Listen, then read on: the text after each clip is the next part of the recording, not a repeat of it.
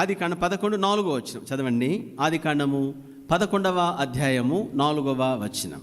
మరియు వారు మనము భూమి అంతటా చెదిరిపోకుండా ఒక పట్టణమును ఆకాశం నుండి శిఖరము గల ఒక గోపురమును కట్టుకొని పేరు సంపాదించుకుందము రండని మాట్లాడుకొనగా, ఇక్కడ చూస్తే ఆదికాండం 11:4 ఇక్కడ వాళ్ళు అంటున్నారు ఏమని?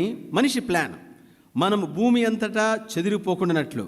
మనిషి ప్లాన్ ఏమిటంటే మనము చెదిరిపోకూడదు, మనం భూమి అంతటా చెదిరిపోకూడదు, ఇక్కడే ఉందాము, ఇక్కడే చెదిరిపోకుండా ఉందాము. కాబట్టి మనిషి ప్లాన్ ఏమిటంటే ఇక్కడే ఉందాము.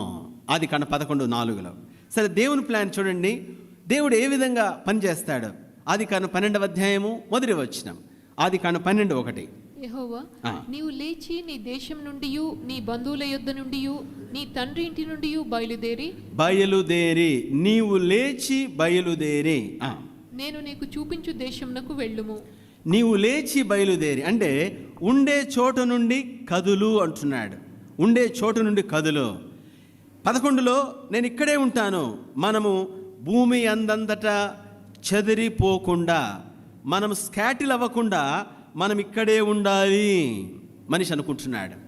12వ అధ్యాయంలో ఒక వ్యక్తిని ఎంచుకున్నాడు. ఆ వ్యక్తితో అంటున్నాడు ఏమని? నీవు లేచి బయలుదేరు, నీ ఉండే చోటు నుండి బయలుదేరు. సోదరుడా, సహోదరి, మన పథకానికి దేవుని పథకానికి, మనిషి ప్లాన్కు దేవుడి ప్లాన్కు సాధారణముగా ఆపోజిట్ ఉంటుంది. సాధారణంగా ఆపోజిట్. అయితే మనం దేవుని ప్లాన్లో ఉన్నామా లేదా మనిషి మన ప్లాన్లో ఉన్నామా? మనిషి అంటున్నాడు ఎక్కడికి పోకూడదు, మనం ఇక్కడే చెదిరిపోకుండా ఉందాం. చూడండి, దేవుని అసలు మనిషిని సృష్టించినప్పుడు దేవుని ఉద్దేశం ఏమిటి? ఆదికాండం 1వ అధ్యాయము 28వ వచనం. ఆదికాండం 1:28. దేవుడు వారిని ఆశీర్వదించెను. ఎట్లనగా మీరు ఫలించి అభివృద్ధి పొంది విస్తరించి భూమిని నిండించి దానిని లోపర్చుకొనుడి. ఫలించి అభివృద్ధి పొంది విస్తరించి భూమిని నిండించి అంటే మీరు విస్తరించాలి, భూమి అందంతటా వ్యాపించాలి. God's plan. దేవుడు మనిషిని సృష్టించినప్పుడు ఆదాము అవ్వలతో ఆయన అన్న మాట లేదా దేవుని ఉద్దేశం చెప్తున్నాడు. దేవుడు వారిని ఆశీర్వదించి ఎట్లనగా మీరు ఫలించి అభివృద్ధి పొంది విస్తరించి భూమిని నిండించి దాన్ని లోపరుచుకొనుడి. కాబట్టి భూమి అంతటా మీరు చెదిరిపోవాలి.